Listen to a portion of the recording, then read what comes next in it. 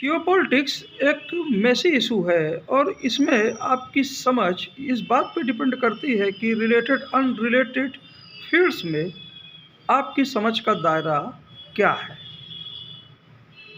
आपकी समझ से ज़्यादा कई बार जो अपोजिट पार्टी है उसकी समझ आपके विषय में क्या है, आपके लोगों के विषय में क्या है, आपके कल्चर के विषय में क्या है, आपके आर्ट के विषय में क्या है, इस हद तक भी जियोपॉलिटिक्स के जो रिजल्ट्स होते हैं वो सामने आते हैं। कभी कभी तो अगली पार्टी आपकी नासमझी पर ही पूरी स्ट्रेटजी बनाती है और अगर आप उस स्ट्रेटजी को समझ लें तो बात अंत में 100 सुनार की एक लोहार की हो जाती है। मसलन अभी हिमाचल में हम देखते हैं कि एक दिन की ही नोटिस में ही अदानी ग्रुप ने अपने 2 प्लांट बंद कर दिए सीमेंट से रिलेटेड, जो कोर सेक्टर कंस्ट्रक्शन को हमारे अफेक्ट करता है।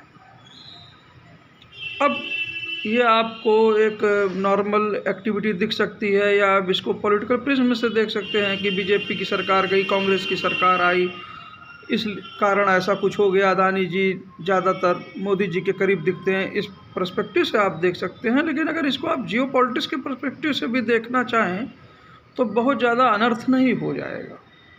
जब ज़्यादातर बड़े बड़े कोर सेक्टर्स और बड़ी बड़ी इंडस्ट्रीज़ चंद घरानों में ही जा रही है तो कल को अगर इसी तरह के एक दिन के नोटिस पे रेलवे या एयरपोर्ट संचालन का काम अदानी जी ने या किसी और दूसरे बड़े कारपोरेट ने ठप कर दिया और उस समय मान लीजिए सीमा पे भी बड़ी हलचल है, इनकर्जन की स्थिति जैसे अप एंड डाउन अभी बनी रहती है चाइनीज इनकर्जन की, कल ऐसी स्थितियां और थोड़ी गंभीर हो जाएं, उस स्थिति में अगर वो ऐसा कर दें तब हमारे पास क्या मैकेनिज़्म बनती है।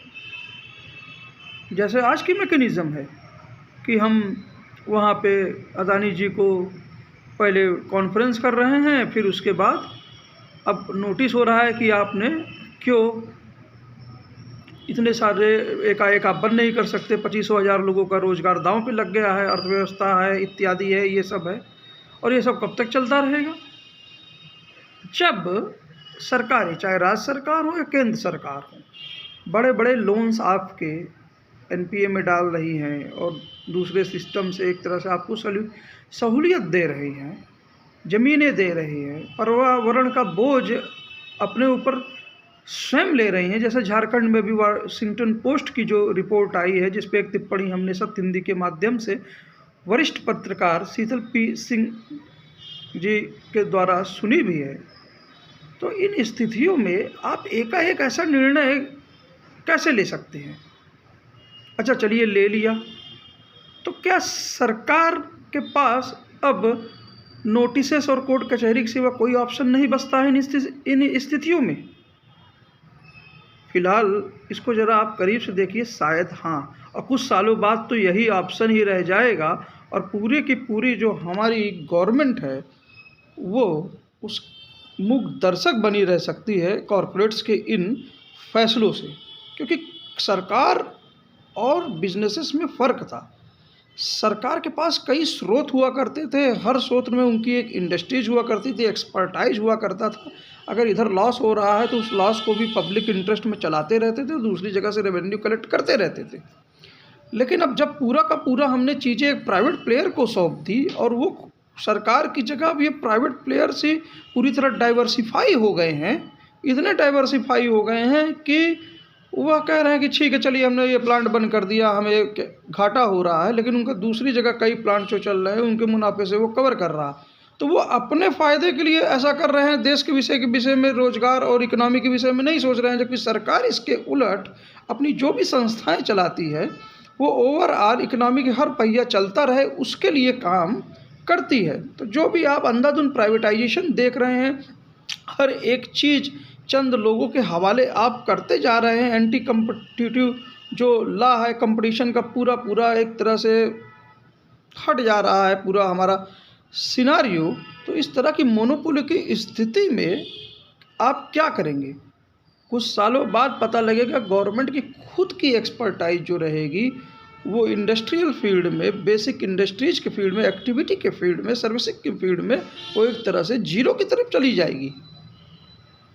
अगर हम थोड़ा भी सचेत होते और हमारे खुद के प्लांट्स जो भी ऑल ओवर इंडिया सीमेंट के रिलेटेड उसी राज्य में ही चलते, गवर्नमेंट का एक भी प्लांट, एक दो प्लांट अगर हर राज्य में हर कोर इंडस्ट्रीज से चलता रहे और उसमें जॉब क्रिएशन रहे, तो अदानी जी जैसे ही ताला लगाते तो वैसे ही एक क्या बोलते हैं गवर्नमेंट टेक ओवर से, अपने एक्सपर्टाइज से हम उन मशीनों को रुकने ना देते और वो इंडस्ट्री जो है, जो एकाएक हाल्ट में 2 प्लांट हाल्ट हुए हैं, वो गवर्नमेंट टेक ओवर से वो चलती रहती जब तक अदानी जी समझौता करते या जो भी उसका फाइनल सेटलमेंट होता, या अगर फाइनली उनको प्लांट बंद करना ही है तो कम से कम इतना पर्याप्त वक्त मिल जाता कि जो भी लोग उन रिलेटेड सिस्टम से जुड़े हुए हैं, चाहे ट्रक ड्राइवर्स हो, ट्रांसपोर्टर्स हो, ढाबे वाले हों, या जो भी सामान पहुंचाने वाले हों, रॉ मटेरियल वाले हों, वो अपना अल्टरनेटिव खोज लें। इस तरह शॉक की स्थिति पैदा कर देना, ये आपको ओवरऑल एक पहिए को, पूरी जो ट्रेन चल रही है उस पर एकाएक ब्रेक लगा देना। इसके कहाँ रिपरकशंस होंगे, क्या market sentiments all over India जाएंगे और रिलेटेड फील्ड्स में कहाँ कहाँ ये सब चीज़ें चली जाएंगी, तो ये पूरे की पूरी हमारी इंडस्ट्रियल एक्टिविटी को स्लो करेंगे। फिर मैन्युफैक्चरिंग ओवरऑल हर एक रिलेटेड की और भी स्लो होगी, पहले ही स्लो पड़ी हुई है। अल्टीमेटली ऑप्शन क्या है, फिर वही चाइना की तरफ देखेंगे। जैसे हम आज, जैसे कल पुण्य प्रसून वाजपेयी जी का कल वीडियो देखा कि हम ऑयल रशिया से सस्ते में थोड़ा ले रहे हैं पर्सनलाइजेशन के कारण, और उसको क्या बोलते हैं, हम बीच में एक बिचौलिए की तरह उसको दूसरी जगह बेच के थोड़ा प्रॉफिट कमा रहे हैं। लेकिन हमारे जो खुद का जो रॉ मटेरियल है, हमारे जो खुद के मैन्युफैक्चरिंग है, वो सब ओवरऑल की स्थिति जो है कोई अच्छी नहीं है। 8 साल पहले भी उतने लोग फंसे हुए हैं उसी मैन्युफैक्चरिंग में, आज भी, जबकि हमारी वर्कफोर्स दिन प्रतिदिन ज़्यादा तो लोग वर्कफोर्स में जुड़ते जा रहे हैं, आबादी भी तो कुछ ना कुछ बढ़ी है। तो ऐसी स्थितियों में मैन्युफैक्चरिंग जो लगातार डाउन होता जा रहा है और ज़्यादा से ज़्यादा हम चाइनीज़ चीज़ों पर हम ज़्यादा से ज़्यादा इम्पोर्ट करते जा रहे हैं, तो देश में बेरोज़गारी है, अनएम्प्लॉयमेंट है, चाइनीज़ चीज़ों का पूरा हम एक कंज्यूमर बन के रह गए हैं। और तो इसको हम कवर कैसे करेंगे, मात्र तेल के माध्यम से। चलिए कल युद्ध की स्थिति बदल गई तो वो तेल भी मिलना बंद हो जाएगा, तब क्या होगा।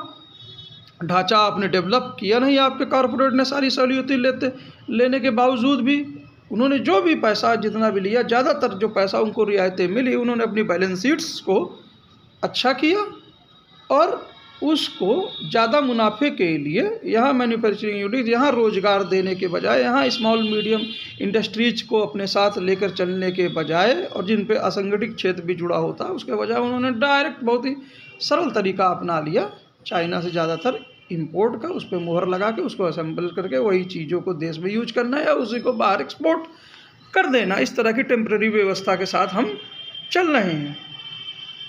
और फाइनेंसिंग किसकी हो रही है जी, चाइना की। और चाइना की ये फाइनेंसिंग कहाँ दिखती है, उनकी एक्टिविटी, जब ज़रूरत से ज़्यादा पैसा, जाहिर सी बात है बॉर्डर पे जो वो डेवलपमेंट कर रहे हैं।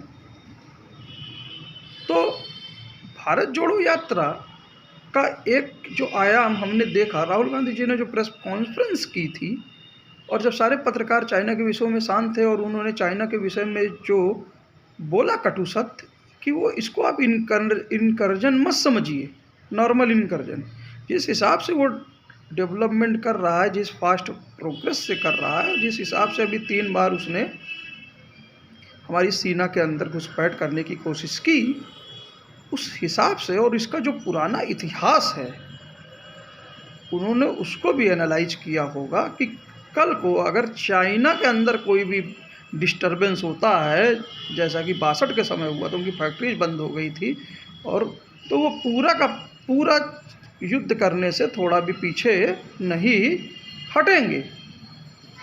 तो बात भले ही कटु लगे, लेकिन हमको पुरानी जो 62 में उस चाइना के लोगों को नहीं समझ पाए थे, उनकी थिंकिंग को नहीं समझ पाए थे। मैं इंडिविजुअल लोग की बात नहीं कर रहा हूँ, जो वहाँ पे चंद लोग पूरी सत्ता को पकड़े हुए हैं और आजीवन पूरी एक पार्टी सिस्टम बना के सब कुछ कंट्रोल किए हुए हैं, मैं उनकी बात कर रहा हूँ।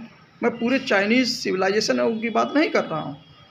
तो वो इस तरह की हरकत आगे भविष्य में भी कर सकते हैं। तो भारत जोड़ो यात्रा की जो जियोपॉलिटिकल जो समझ है वह वैक्यूम में नहीं है, खासकर राहुल गांधी जी की। वो आगाह कर रहे हैं कि 62 में जो हमारे साथ हुआ वो आगे इस समय नहीं होना चाहिए। अब हमको समझना है कि हम चाइना को कॉपी करें उसका जवाब देने के लिए, कतई नहीं।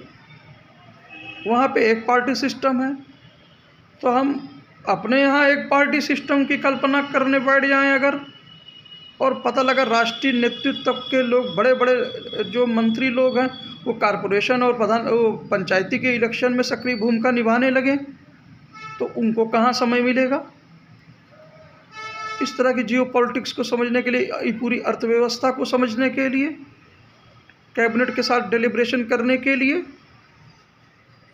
चाइना में वन पार्टी सिस्टम इसलिए सफल हुआ क्योंकि चाइनीज़ पीपुल में जो डाइवर्सिटी है हमारे मुकाबले बहुत ही कम है, प्लस हमारे जो उनका डेमोक्रेटिक क्रेडेंशियल है वो शुरू से ही कम रहा है।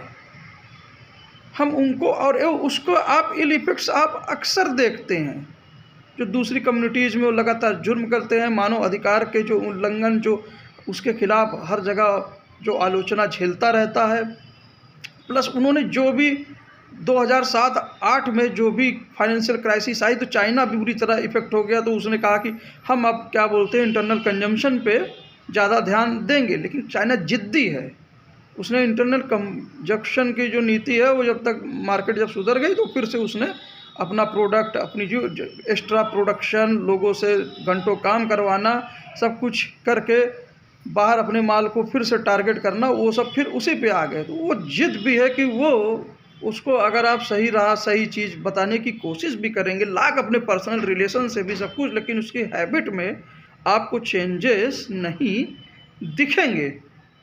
और ये दिख रहा है कि हमारे व्यापार में हम लाख चाह रहे हैं कि हम चाइनीज़ से अपना जो भी ट्रेड, बैलेंस ट्रेड है उसको हम बैलेंस करने की कोशिश करें, लेकिन वो लगातार इस सिस्टम को मतलब डंपिंग यार्ड बनाने में इंडिया को पीछे नहीं हटते हैं, क्योंकि वो हमारी शक्ति, हमारी डाइवर्सिटी को जानते हैं, हमारे डेमोक्रेटिक क्रेडेंशियल्स को जानते हैं।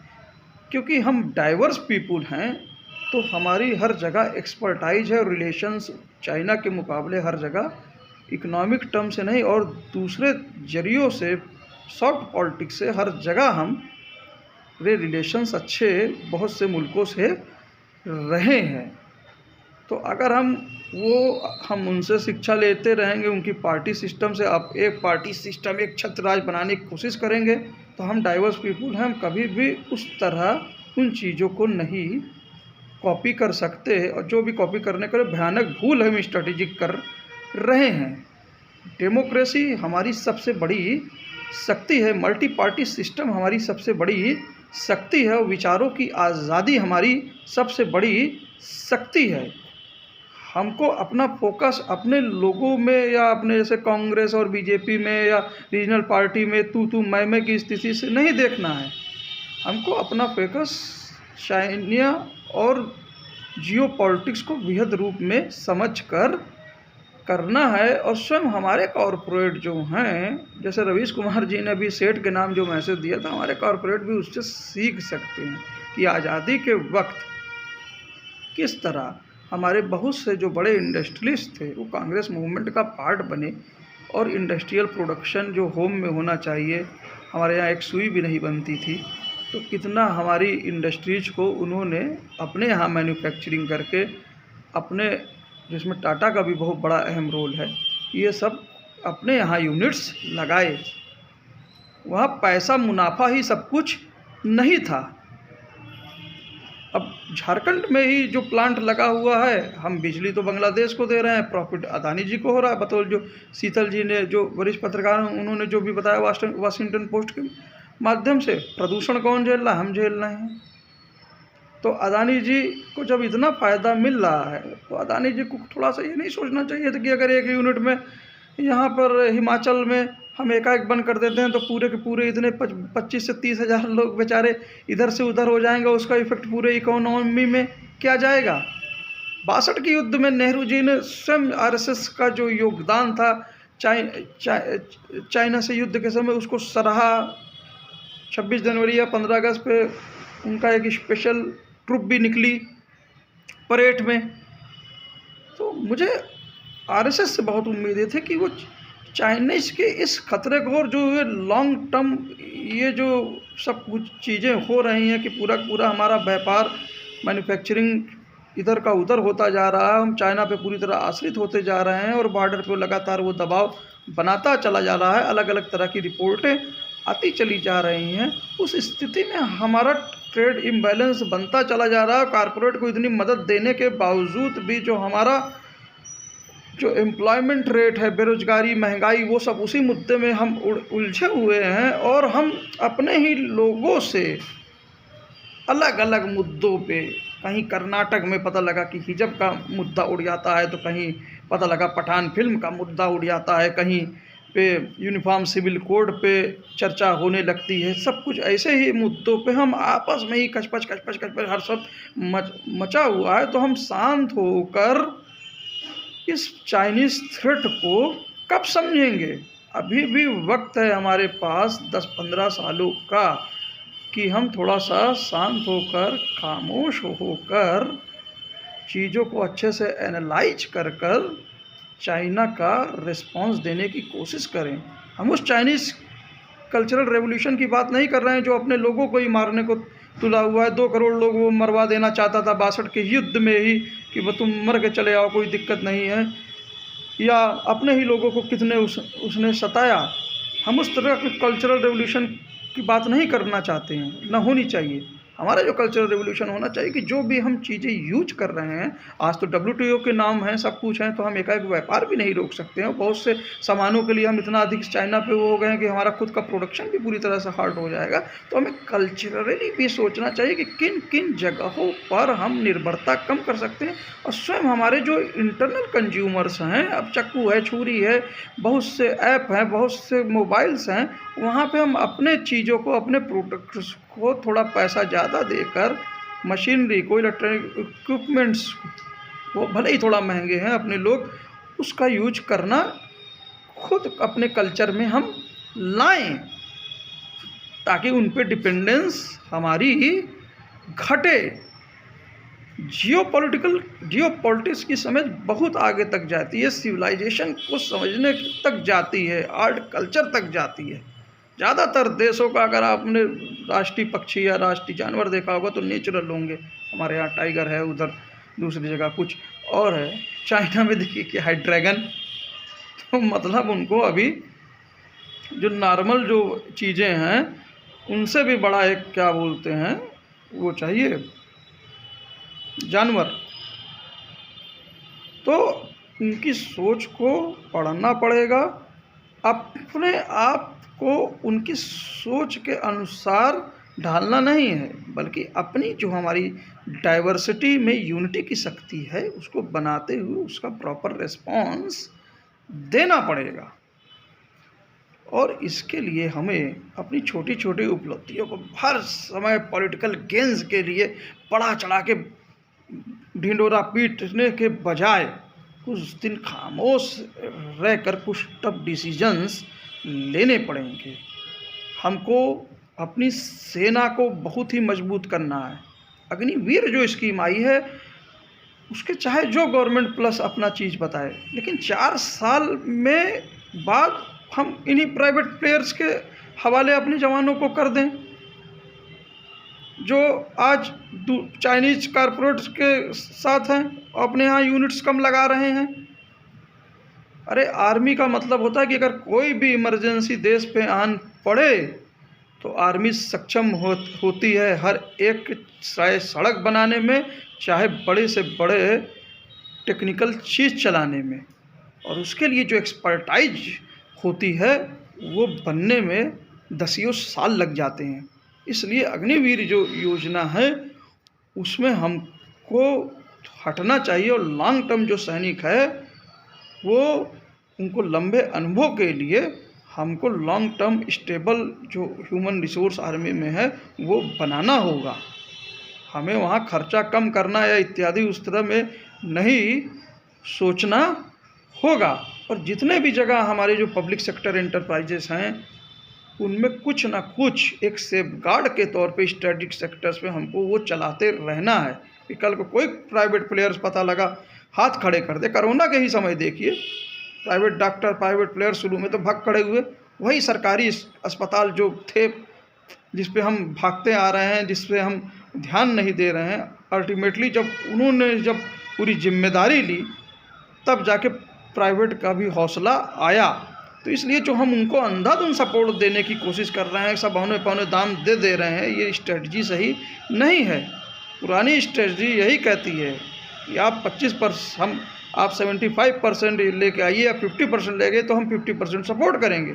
ये कोई बात नहीं होती कि हम 80% 90% आपको सपोर्ट कर देंगे और उस सपोर्ट करने के बाद आपको मलाई मिलने के बाद आपको जो करना चाहिए देश में, एम्प्लॉयमेंट है, स्ट्रेटेजिक एसेट्स हैं, उसको बढ़ाना चाहिए, इनोवेशन बढ़ाना चाहिए, आप पता लगा फिर से आप पता लगा उसको बैलेंस शीट सुधार के अत्यधिक मुनाफा नंबर 1, नंबर 2, नंबर 4 के रेस में आप पहुंच जाते हैं। चाहे भारत में कितनी भी आर्थिक विषमताएं हो जाए, बाकी कितने भी सेक्टर्स इधर के उधर हो जाए, भारत में कितना ही क्या बोलते हैं बेरोजगारी और ये सब का तमाशा बखेड़ा खड़ा होता रहे, तो राष्ट्रीय नेतृत्व चिंता में नहीं हो जाएगा।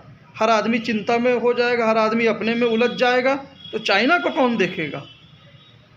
हमें इन चीज़ों पर गंभीरता से सोचना है। बात भले ही कटु लगे, लेकिन ध्यान हमको हर जगह रखना है। हर समय पार्टी, हर समय इलेक्शन का विश्लेषण, ये चाइना से हम नहीं हो पाएंगे। और ये चाइनीज़ थ्रेट जो है, इसके लिए हमको पॉलिटिक्स से दूर जाके लॉन्ग टर्म विजन की ओर चलना है। भारत जोड़ो यात्रा का इसलिए मैं सपोर्टर नहीं हूँ कि मैं कांग्रेस का बहुत अच्छा उसको मानता हूँ और क्या बोलते हैं, राहुल गांधी बहुत अच्छे इंसान है, लेकिन इसमें मुझे एक चीज़ दिखी, ये दिखी कि चाहे गुजरात हो, हिमाचल का इलेक्शन हो, कांग्रेस ने उसको भारत जोड़ो यात्रा ने खासकर उसको उतनी तरजीह नहीं दी इस लॉन्ग टर्म मिशन के लिए।